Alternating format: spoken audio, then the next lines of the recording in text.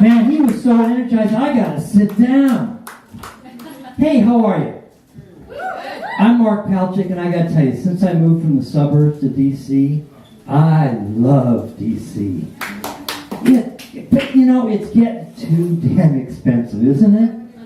I mean, do you have any idea what it costs these days to buy a politician? Shit, they're not worth it. We got a city council member that tweeted that the Jews control the weather. The Jews haven't been able to control the weather since they did it the first time in Egypt. You know, and besides, if Stan Lee really gave them that superpower, they just keep Manhattan warm.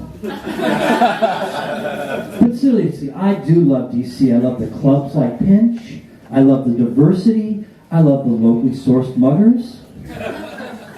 But some of my old neighbors look at me and they go, "Oh God, Mark, how can you move to the District of Columbia?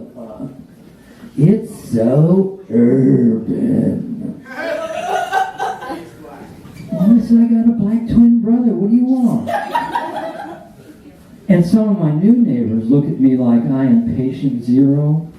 Yeah, that dreaded white condo disease. You know, gentrification. Or Amazonia, as we're going to start calling it. But look, I get it. Gentrification is a serious problem. But, you know, it's complicated. Take this neighborhood where I live. We've got a very delicate balance right now. 2/3 of the people who live here have lived here for generations.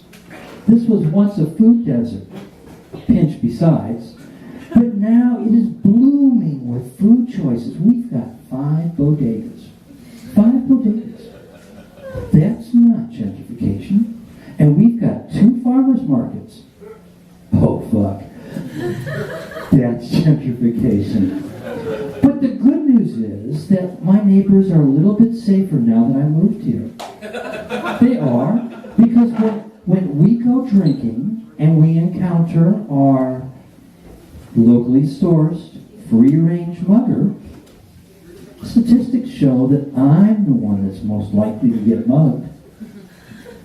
Which means that they'll be tucked safely in their beds long before I bleed out. Look, I didn't grow up here. I grew up in Akron, Ohio. Yeah, you've been to Akron? Really? Yeah.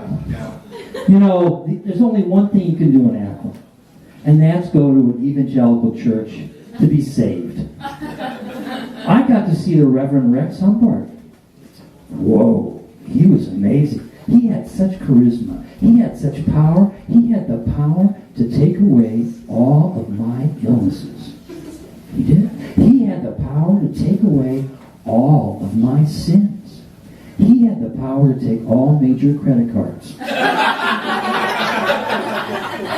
But not American Express. And boy, howdy, I wanted that power. So I went to my high school counselor and I said, "Rabbi, I want to be an evangelical preacher." That did not go well at all. So I became the next best thing. You know, a lawyer. Oh, come on. Lawyers can be very useful as sleep aids. If you don't believe me, ask one what they do all day. If you're not asleep in 10 minutes, you're not listening. But I get it. People like calling lawyers about as much as they like calling undertakers. But if grandma's died, you gotta call the undertaker. And you sure as hell better call a lawyer if you're the one that shot grandma. Look, all I'm trying to say is that we'd be better off if we called lawyers before we did stupid shit. Really. You know, we need to treat lawyers like condoms. It's best to use them before you get fucked. Oh, keep it coming. I love that. So, you're probably wondering, what is this old guy doing up here telling jokes? Well, the fact of the matter is, I love it when people laugh like that. At open mics, at whatever the hell this is. And at the family gathering that started it all. I was asked to say a few words about the guest of honor, and I did. People were laughing. They were really laughing, and they were applauding. And when I was done, they came up to me and they said, "That was a great eulogy for Grandma." You know what was really funny? That's a true story. Except it was my dad. Yeah. So anybody here have pets? Yeah. I just got a dog. It is so cute. I love my dog. And every day we go walking, though, he stops every 5 minutes because I gotta pee.